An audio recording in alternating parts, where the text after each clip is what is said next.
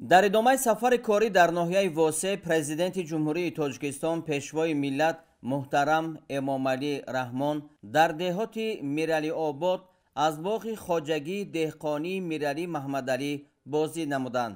тавре иттилоъ дода шуд, дар ин қитъаи замин боғдорон ба парвариши дарахтони нок, шафтолу, олу, хурмо, чормағз ва зардолу машғуланд. дар гармхонаи хоҷагӣ ниҳолҳои лимӯ парвариш карда мешавад ки як роҳи дигари даромади хуби иқтисодии коргарон аст. бо мақсади истифодаи самароноки замин дар байни қатори дарахтон сабзавот аз қабили помидор, қаламфури булғорӣ, каду, боимҷон, полизӣ ва дар кишти дуюм сабзӣ, шалғам, карам, лаблабӯи сурх, ҷувори маккаи дон ва ғайра киш карда шудааст.